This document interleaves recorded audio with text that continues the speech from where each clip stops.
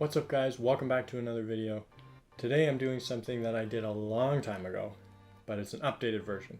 So this is going to be how to keep crickets longer 2.0.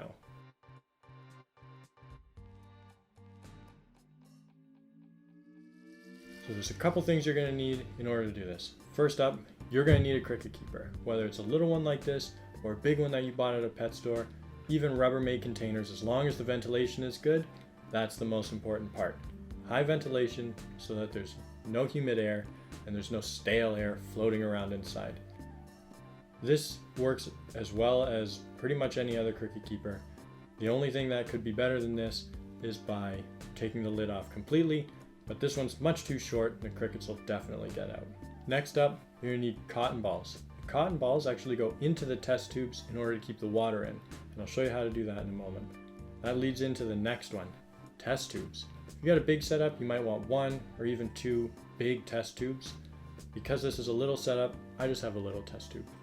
Personally, I like to use glass. I just find it cleans easier, doesn't get scraped up as much, and the bugs don't seem to eat it as easily. They are a little bit more expensive, about 2 or 3 times, but the cleanup and just how long they last is going to be worth it in the long run. Trust me.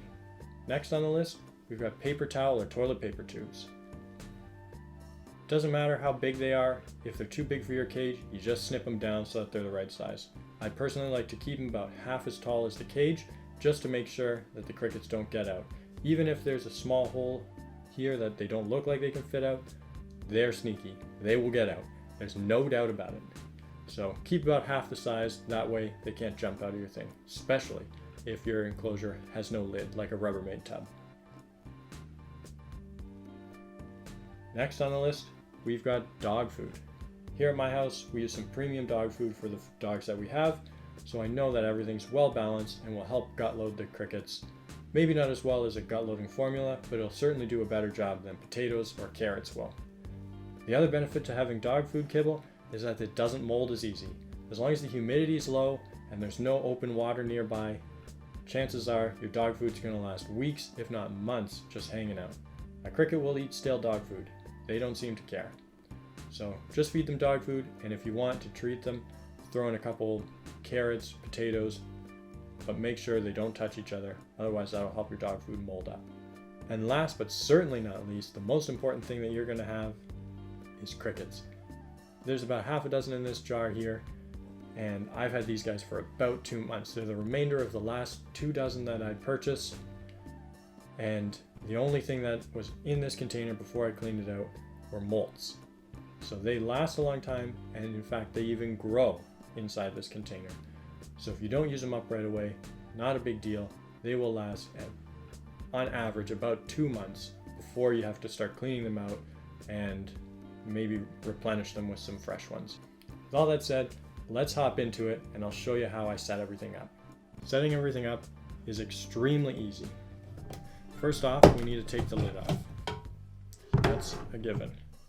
Next up is filling your test tube with water. I just have a little container here. Just fill it up. It's just my little mister. I fill it up pretty close to the top. If you keep ants, then you'll know all about doing it like this. You're just going to fill it up a little higher than you normally would with your ants. This little tube takes about a half a cotton ball, not quite a whole one. So you just rip a chunk off, the rest for later, crumple it all up, and then just jam it in the top of the test tube. Once you've got it in there, I like to just dab my finger on it until I feel that the cotton's getting wet. Once the cotton's wet and you can feel it, then you know that it's in the right spot. Now all this water's in here and it doesn't come out. So that's step 1, getting the cotton and water in the tube.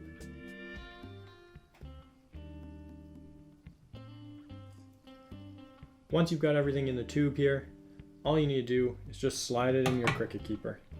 That's where your crickets are going to drink their water. They can't drown in this, and it lasts a very long time. Make sure you do keep an eye on it though, just so that they don't end up running out of water. Next up, your toilet paper rolls. This is probably the easiest part. Like I said, I like to cut them so that they're about half as tall as the keeper. All you do once you have them in, cut up, just slide them in. Wherever they go is wherever they go. Just make sure that they're standing upright. Some people will tell you that you can lay them down, but don't do that.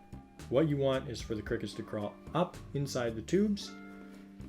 That way, whenever they poop, it falls to the bottom. You don't want them sitting on their own poop. That will make them sick, and then they will die a lot sooner. And believe it or not, we're almost done. So in addition to the dog food, I also like to give something like steel cut oats. That just gives them a little bit of variety in what they're eating, and it doesn't take much. Just a couple sprinkles into the one side, just like that, and you're ready to go. Now, all you need to do is drop your kibble into the one corner for them to eat.